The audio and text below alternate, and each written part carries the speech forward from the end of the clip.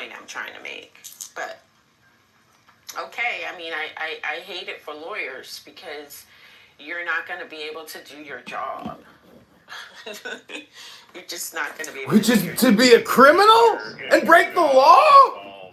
Your job is to subvert the law and break the law. That's the job of a lawyer. That's what she's saying. Should be protected. Representing them to be true. So I think that this is very narrowly construed. It's not the type of scenario that is broadened out. Like, what we're trying to do is basically say, hey, look at us. If it could be us, it could be you, right? Which is like a good argument for them to make. But if you actually dig into the details of it, how many other law firms may find themselves in this situation? Right now, there's Maybe 7. a handful. There's 7. Well, I said a handful. And those are very that are prominent. being threatened right now.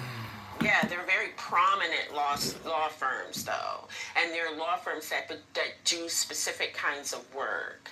And the oppositional research that they got, I just don't see how tying it to the law firm who is executing, who is working on behalf of a person, they're an individual.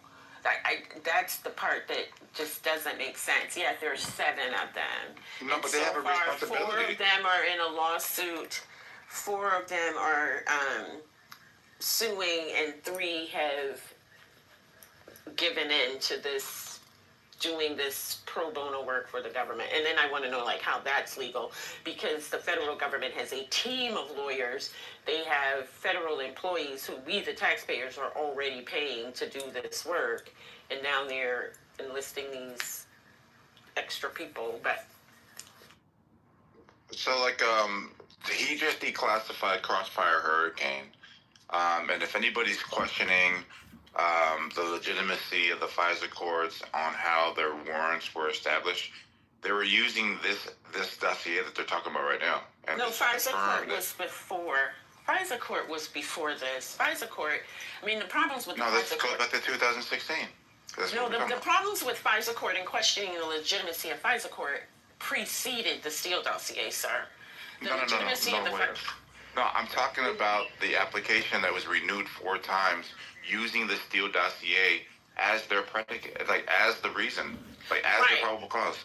Right, but that's invented history. That's actually not right. The issues with the FISA court preceded that. What do you mean that's invented history?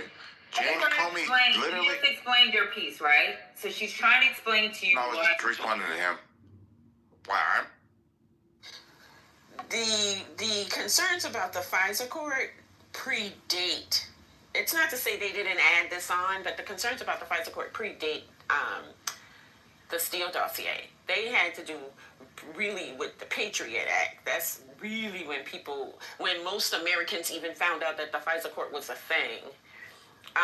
So I'm not saying they didn't add on the Steele dossier stuff, but the Steele dossier is not the main point of objection about the FISA court. That's all my point. That was my only point. It also wasn't the only thing that they were relying on. Like, and to the extent that the Steele dossier was used, it also wasn't all wrong. So it's like, you know, the idea that you can just say Steele dossier and therefore that means something nefarious happened was completely, you know, unfair and untoward is just wrong. It's also possible for a law firm to put together information that is wrong. Like, that's not breaking the law. They also insert context and put together information that is slanted. In fact, often that's what lawyers do. That's one of the reasons why a lot of people use lawyers, is to actually create documents that stretch the truth as far in your direction as possible. So as long as Perkins Coie wasn't the organization that was presenting the Steele dossier as fact to the FISA court, which they clearly weren't, right? That was the FBI.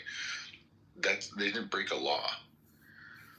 So the idea that a law firm that works in politics would do something that stretches the truth as far as it can in the direction of its client is to be expected.